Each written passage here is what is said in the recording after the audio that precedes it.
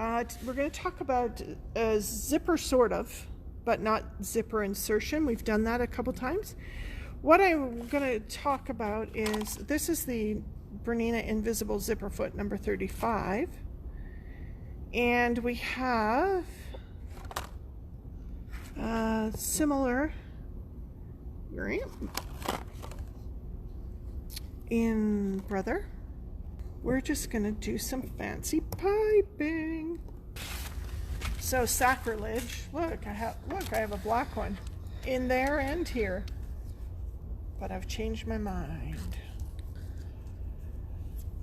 This also works great if you have leftover zipper tape.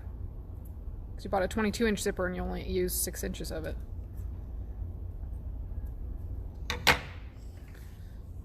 So, oh my God! Oh! And your zipper pulls off. Right? And we're going to just go in here and snip a bit of this out. And look. You didn't hijack that one. You're going to break both? You had 2 perfectly good zippers. Oops. Well, I have a bag of these at home open, but I forgot to bring them. Because, you know, that's just what happens. Oops. So, start the one side. Get your zipper head on there. Flip the zip tab to the top, and then you can work that other one in there. And you kind of yoink them down in. And then pull. And then look. Look! Now we have a white zipper with a black head. Let's pull that up. And then look. That's snazzy. Would look great. Oh, where's that? Look, let's fool Dawn. Let's use this one with a black zipper with a white head. That would be cool. All right, so I'm going to take off my open toe foot and I'm going to grab a couching foot. So I'm going to put this foot on, which it's called the piping, couching, and knit tricot foot, I think they call it. But it just has a big groove in the bottom of it. And if you want to create piping, whether it is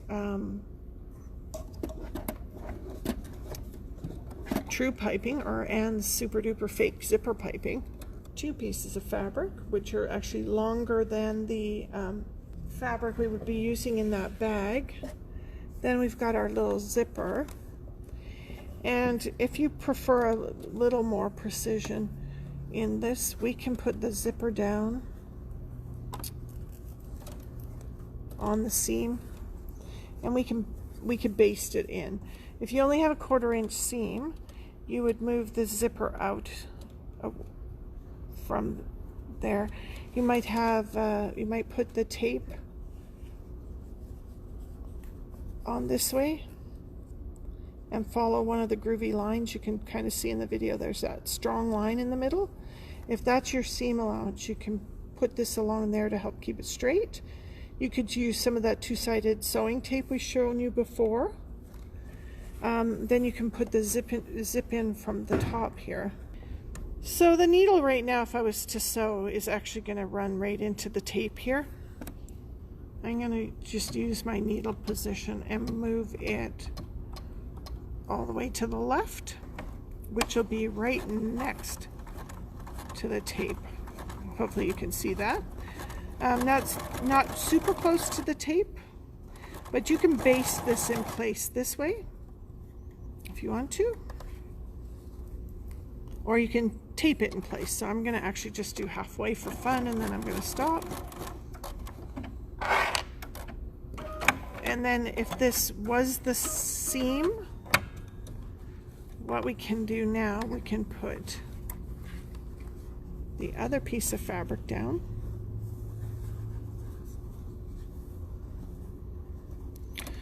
Try not to pin zippers in if you can. Avoid it, because zippers are not happy about being pinned in. So because I basted that, you can kind of see all the threads here.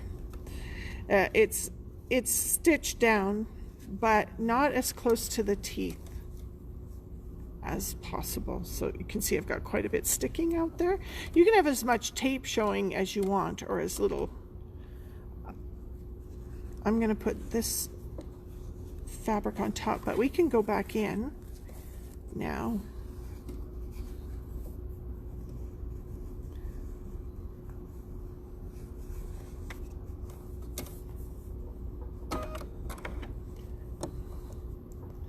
And what I want to do is I'm going to get, I can feel the tape right in here, the zipper tape. It's between my fingernails.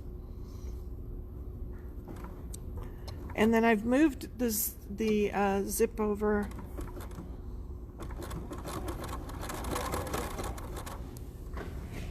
and I can stitch a needle point closer. So what we can do is now move the needle in closer to the zipper tape.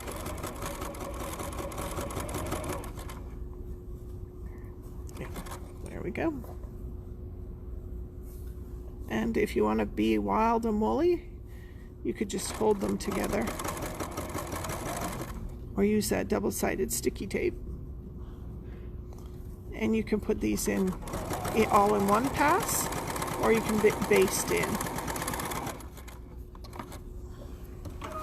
Here's the one. It was basted in, the zipper basted in with this line, and then sewn in with this line. Look, now I have some really groovy, jiffy white piping. Yay! Yay! That, as you know, with all those groovy colors, could be quite something. So that zipper that we cut apart, or maybe you had left over, I had this fabric that I wanted to use, and I had this zipper, which I like the color of, but it was I don't know, like a 40-inch zipper. It's crazy long. Anyway, I did that fancy finish I showed you into the top. We probably used, I don't know, 8 inches? Yeah, about 8 inches this here. So I had all that tape left, and I put it into the seams as a decorative piping. You can see how they join together down there. So you can put it in as tightly as only teeth showing. You can, if you like the color of the tape and you want a little more, it's just a decorative step. Like the Lazy Girl bag, yeah, grab that one. Yeah. It has a fabric flap that was put in there as kind of a floating piping. Or you can use zipper tape. And when you have short pieces like this, you can use up a few. But making piping can be a nightmare. This is all pre-made and pretty, and this will outlive your bag.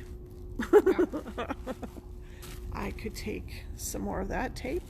You could be Miss Vanna. Look, I could take the other half of that I didn't use for piping, and I can use it for tabs.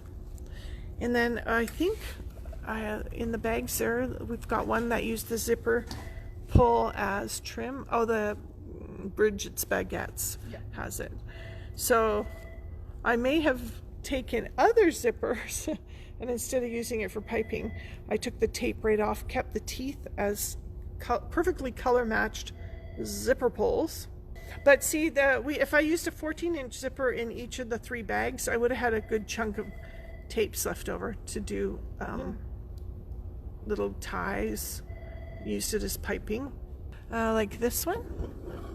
So this one we put the clear pocket, but on one of the bags between these 2 seams I did zipper taped decoration. Yeah. So I'll show you what I did. I had a whole bunch of zippers that matched the colors of the fabric I had, and what I did was as a decoration, I sewed in a few of them like this. Or kind of overlapping. Yeah, so just putting the tapes down, teeth Yeah, I don't know what the right words would be to call that, but so I just sewed all of the tapes down like this as kind of a waterfall decoration. It was cool. It was all the colors in the fabric. All right, you guys, we should probably call it a day. Thanks, guys. Bye. Bye.